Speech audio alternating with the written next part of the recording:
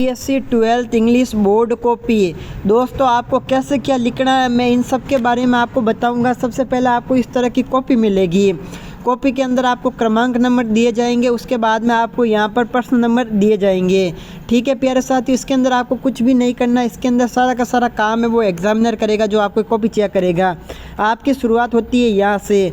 आपको सबसे पहले अपना सब्जेक्ट भरना है इंग्लिश, इसके बाद में आपको परीक्षा की तारीख और दिनांक भरनी है। उसके बाद में आपको नीचे साइन करने हैं। साइन करने के बाद दोस्तों आपको सीधे नीचे चले जाना है। नीचे जाने के बाद दोस्तों आपको यहाँ पर कुछ गाइडेंस लिखे हुए हैं, इनको आपको ध्यान से पढ़ना है। और एक चीज़ ध्यान रखना, आपको कॉपी के बीच में किसी भी तरह का कोई भी पेज है वो नहीं छोड़ना है। अगर आप लोग अब पेज छोड़ दोगे तो आपको इसकी कहीं ना कहीं खामियाजा है वो भुगतना ही पड़ेगा।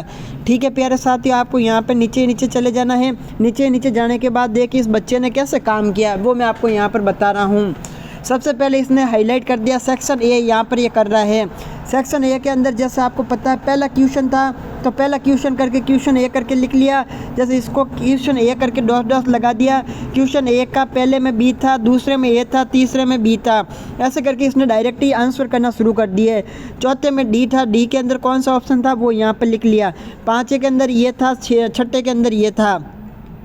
तो इस बच्चे को देख के कॉपी को देखकर आपको एक चीज़ पता चल गई है कि आपको क्वेश्चन उतारने में टाइम वेस्ट नहीं करना है। जैसे यहाँ पर आप लोगों को स्पष्ट रूप से दिए गए हैं कि परीक्षा की संख्या कितनी है, प्रश्न संख्या है, वो आपको यहाँ पर कर लेना है। जैसे यहाँ पर क्वेश्चन एक था कि एक के अंदर ये सब क्वेश्चन थे वो वाला कर दिए है। और जितने भी सब क्वेश्चन होते हैं वो सब आपको एक ही जगह पर करने पड़ते हैं। अब मैं आपको बता देता हूँ, जैसे इस बच्चों को देखिए सेक्शन बी किया तो सेक्शन बी करके यहाँ पर बड़े अक्षरों में लिख लिया सेक्शन बी।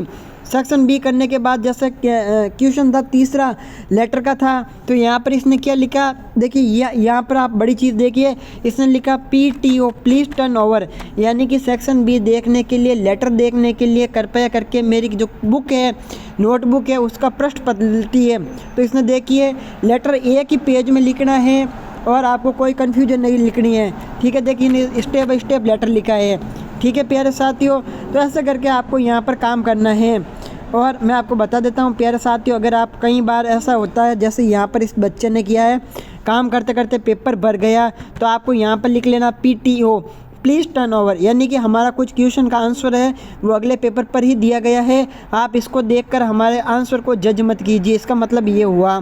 तो आपको ऐसे काम करना है, क्वेश्चन उतारने में आपको बिल्कुल ही टाइम वेस्ट नहीं करना है। और कल मैं आप लोगों के लिए आंसर की लेकर मिलता हूँ।